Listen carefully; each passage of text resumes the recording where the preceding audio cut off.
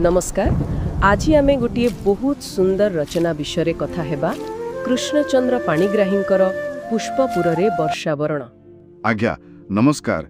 एईटा एक अनन्य लेखा। हाँ, एथिरे लेखक जेमिति गोटे बादल सहित कथा हेउछंती ताकू डाकुछंती पूरा उत्कल बुली वर्षा करिबा पई। आउ देखंतु एईठी गोटे मजा कथा। कालिदासंक मेघदूत विषय तो समस्ते जानती। सेठी जक्ष निज कथा पठितिला। हाँ, निजर व्यक्तिगत वार्ता। किंतु एठी पाणिग्राहींक बादल से कोनोसी जनक पई नुए, से पूरा उत्कलर माने समग्र जातिर आवश्यकता पई एक दूत। बाह, एईटा गोटे बड़ कथा। व्यक्ति नुहे समष्टि मुख्य। तेबे आसुंतु आरंभरू देखिबा से केमिति उत्कलकू देखिछंती। आज्ञा से प्रथमे तार प्राकृतिक सौंदर्य कथा कहउछंती। गोटे पटे समुद्रकूल, नड़िया, गुआ, तालबण, आउ अन्य पटे पहाड़, घंच जंगल, बहुत सुंदर वर्णना। हाँ, किंतु सेई सौंदर्य परे परे ही आसुची गोटे कष्ट। से कहउचंती आज सेई उत्कल हेउची पतिता, लांछिता ओ खंडिता करुथिले। निश्चय तांको बहुत बाधिथिबो।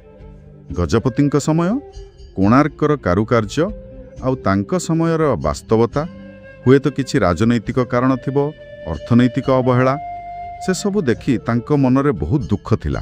आउ सेई दुख भितरु ही तांकर संवेदनशीलता बाहरिछि। से बादल को कहउचंती आग जाओ से गरीब वनवासींक पाखकू। हाँ, कारण सेमानंकर शाळीधन खेत सबु पानी अभावरु झाउली गलाणी। एईटा तांकर गभीर मानविकता देखाउछि।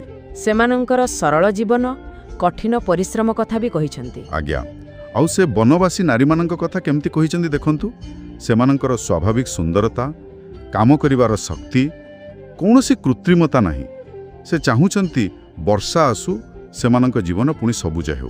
खेत, झरणा, कदम्ब गछ सबु जमती नुआ जीवन पाइबो। हाँ, तापर से बादल को नहीं जाउछंती इतिहास भितरकू। प्रथमे कटक, आम पुराणा राजधानी बारबाटी दुर्ग। कटक कहिले खाली बारबाटी नुहे।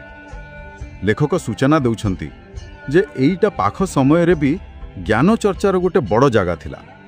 केते बड़ बड़ लोक एठी ओडिसा पई बाट देखैछंती। तापरे कोणार्क, आहा कि वर्णना! सते जेमिति स्वर्गरु खसी पड़िथिबा मळा पारिजात। अत्यंत मार्मिक। एकदा केते सुंदर थिला आउ आज एक भंगा स्मृति। किंतु तथापि से भग्नावशेष भितरे भी ओडिसार गर्भ, कला, पराक्रमर कहानी अछि। एकदम। तापरे कोणार्करु बादल जाउछि साक्षी गोपाला। से बकुल वन आउ सेठी मने पडुछंती गोपबंधु दास। हाँ, उत्कलमणि। से बकुल वन छाईरे तो से सत्यवादी वन विद्यालय गढ़िथिले। गोटे नुआ ओडिसार स्वप्न। लेखक तांको त्याग कथा मने पकाउछंती। जेउ त्याग पई से बुधे शीघ्र चली गले। हाँ, तापरे शेषकु आसुछि नीलाचल, पुरी, जाहाकू लेखक कहिले उत्कल कमलर केसर, माने ओडिसार हृदय। आज्ञा जगन्नाथ केवल ठाकुर नुहंती। से ओडिया जातिर परिचय, इतिहास, शांति, मैत्री सबु किछि। किंतु सेठी भी लेखकंक मनरे किछि क्षोभ अछि पारि लागुछि। हाँ, से अनुभव करुछंती जे जेमिति नीलाचल नाथ निज लोकंकर दुख देखि भी चुप रहिछंती। एटा प्रकृतरे से समय सामाजिक निष्क्रियता को इशारा करुथाई पारे। वाह!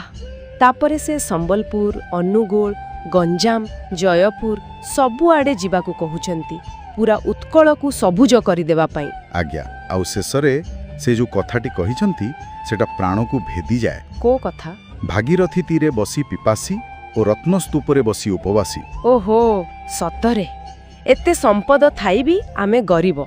एही विडंबनाटा ही तांको सबुठु बेसी बाधिछि। जणे ऐतिहासिक भावे, जणे चिंताशील मनीष भावे से ही पैराडॉक्स को बुझी पारु नाहंती। काईकि एमिति? ताहले एहा खाली वर्षा ऋतुर कविता नुहे, एहा उत्कलर अतीत, वर्तमान आउ भविष्यतर गोटे गभीर चिंता। निश्चित भावरे तांकर ऐतिहासिक दृष्टि एहाको आहुरी गभीर करि दैछि। हाँ, शेषरे गोटे कथा भाबिबा पई रहिला। कहंतु, जदि गोटे जगार एते इतिहास, एते संस्कृति, एते प्राकृतिक संपद अछि, तेबे रत्नस्तूपरे बसी उपवासी हेबार अर्थ कौन? बहुत बड़ा प्रश्न।